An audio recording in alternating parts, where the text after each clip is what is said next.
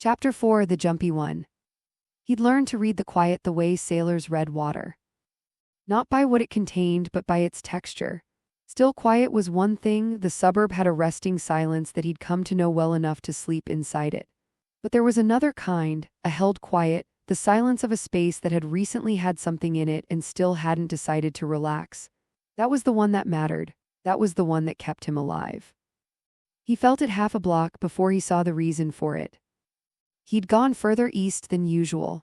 The morning had been clear, the kind of flat gray clarity that passed for good weather now, and he'd been following a road that curved down toward what had been a commercial strip. He needed wire. Specifically, he needed copper wire of a gauge he hadn't been able to source closer to the house, and he had a specific use for it that he hadn't fully articulated yet even to himself, only that his hands kept returning to the idea of it the way a tongue returns to a sore tooth. The commercial strip had been a particular kind of American street, the kind that had a pharmacy and a nail salon and a place that sold mattresses and was always having a sale, and a Chinese restaurant that had probably been there since before everything else. The pharmacy might have wire. The back of the restaurant definitely had wire. He'd mapped it 2 weeks ago and marked it for a return trip. He was a block out when the quiet changed texture. He stopped. He put his back against the wall of a collapsed dry cleaner and stood still and listened with his whole body the way he'd taught himself to do, which was less about hearing and more about becoming briefly continuous with the environment, part of the surface of things, until the thing that was wrong in the picture revealed itself. It didn't take long. The robot was in the middle of the street. Military class like the one from the cul-de-sac, but where that one had been still with something almost like intention, this one was wrong in a way he felt before he categorized it.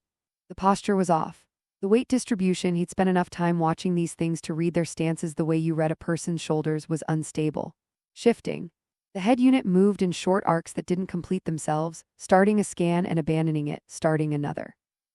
As he watched, it turned toward the collapsed storefront of what had been the mattress place and fired. The sound was not loud. That was the thing people probably hadn't expected, he thought, in whatever the last days had been like.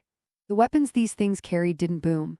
They made a sound like a very large staple gun, rapid and flat, and then the storefront that had been mostly standing was considerably less so, and the dust came up in a slow billow, and the robot stood in the middle of the street and watched the dust with its damaged, cycling attention. Then it turned 40 degrees and fired at a streetlight. Then it stood still. He was behind a car. He wasn't sure exactly when he'd gotten there. His body had made that decision without consulting him, which was how it worked now, which was fine.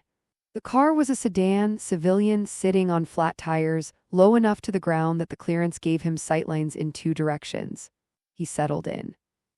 He made himself comfortable in the way you made yourself comfortable when comfortable wasn't an option, distributing his weight, slowing his breathing, accepting the situation as the situation. The robot fired again, another storefront. The Chinese restaurant lost its facade in a clatter of brick and signage, the red lettering of the sign spinning away into the street. He watched it land. He watched the dust settle.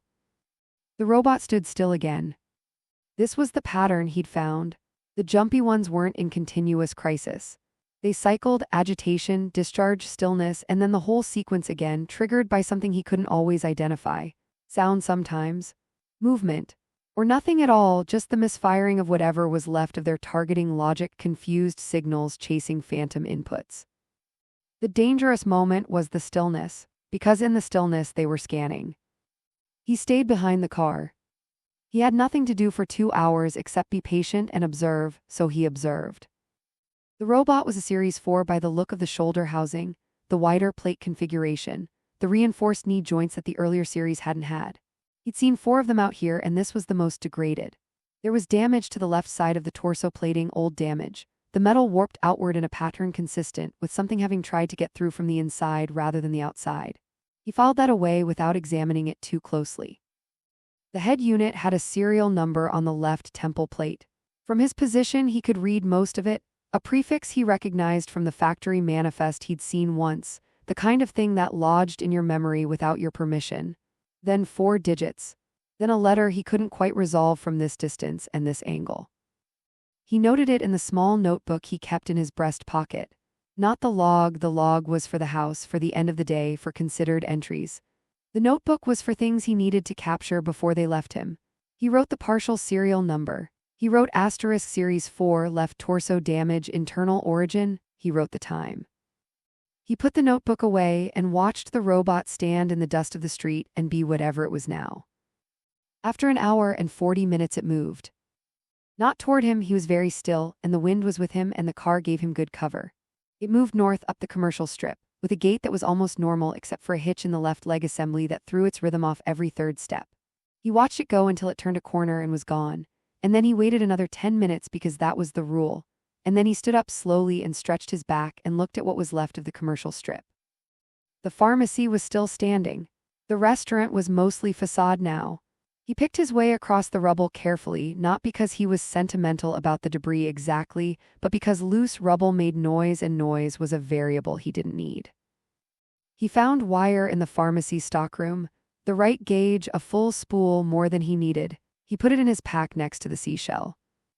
On the way out, he paused at the remains of the restaurant sign. The red lettering was face down in the street. He could see the back of it, the mounting hardware, the wiring channels, the structural frame. He noted the wiring channels. His hands, he realized, were thinking again before his mind had caught up. He was back at the Mercer courthouse before the light went. He made his log entry at the kitchen table, the notebook open beside him for reference, writing in the careful shorthand he'd developed over months of doing this. Commercial strip, Eastern approach. Series 4 unit degraded active. Left torso damage internal origin unconfirmed. Partial serial RF7 4 digits unclear final letter. Firing pattern cyclical non-targeted. Cleared north approx 1340 HRS. Pharmacy copper wire 18 gauge full spool, good find. Restaurant facade down. Wiring channels in signage frame return for secondary salvage. He looked at the partial serial number for a moment. The prefix, RF7, he knew that prefix.